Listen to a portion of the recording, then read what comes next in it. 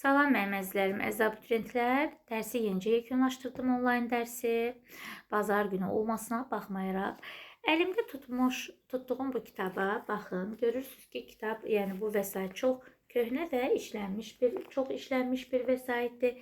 Hətta vərəqləri qopmasın deyə bax belə bir tikiş atılıb bu vəsaitə. Bu vəsait mənə ona görə doğmadır ki, çox sevdiyim abituriyentimin, əzmkar, çalışqan abituriyentimin vəsaitidir. İstədiyi fakültəyə ödənişsiz əsaslarla qəbul oldu, təhsil alır hal-hazırda. İkinci tərəfdən ona görə doğmadır ki, mənə bir növ keçmişimi xatırladır. 90-cı illərin məktəblisi olmuşam. O devirdə yaşayanlar bilir ki, məktəblərdə, bölgələrdə, xüsusən şəhər məktəbində bilmirəm vəziyyət necə olub. Bölgələrdə, məktəblərdə bizə təqdim olunan dərsliklər çox az sayda idi və dərsliklərin də vərəqləri işlənmiş, qopmuş halda idi. Yəni dərslik demək olar tapa bilmirdik. Valideynlərim bazardan olmayan dərsliyimi alırdı. Hansı ki bazardan daha baxın, mağazadan yox, bazardan.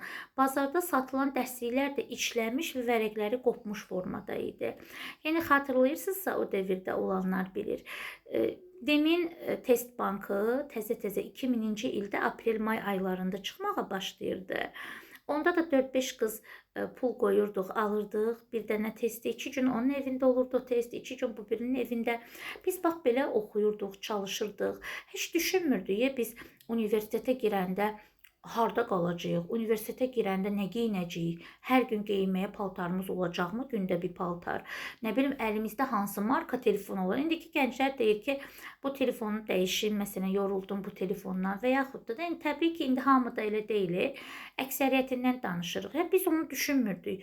Biz deyirdik, daxil olacağıq, oranı uğurla bitirəcəyik və təsəvvür edirdik, xəyal edirdik ki, o sahə üzrə də ixtisaslaşacağıq, iş tapacağıq. Yəni biz negativ düşüncələrə girmirdik. Baxmayaraq ki, o dövrdə Azərbaycan yeni müstəqillik əldə etmişdi. Bilirsiniz də ölkədə vəziyyət necə idi? Xocalı faciəsi, 20 yanvar və s. və ilaxır. Amma bizim daxilimizdə bir mübarizə var idi, bir güc var idi, daim önə doğru getmək var idi.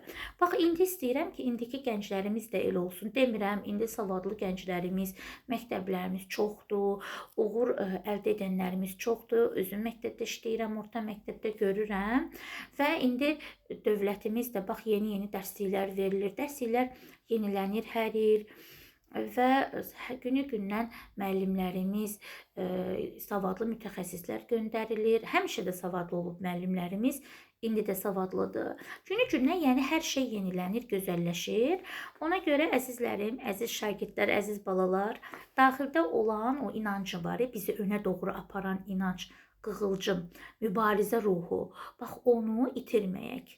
Bax, o inancınızı itirməyin. Vətənə sevgi, yaradana sevgi, ailəyə sevgi, dosta sevgi, sevdiyiniz insana sevgi. Bax, bəlkə də biz yaxşı ki, o devirdə o yoxluğu görmüşük, o devri görmüşük. Bax, fikir verin bizim yaşıtlarımıza. Biz münasibəti qırmırıq, bizlər itirməyi sevmirik, qoruyuculuğumuz güclüdür, sevgiyə inanırıq, yaradana inanırıq. Təbii ki, bu inanc elə bir də individualdır, amma insanın daxilində bir inanc olmalıdır. Dostluqda sadiq olun, sevgidə sadiq olun. Nə deyim sizə, əzizlərim, əziz şagirdlərim, əziz tələbələr, əziz abituriyentlər, özünüzə inanın, vətəni sevin. Belə, təşəkkür edirəm dinlədiyiniz üçün.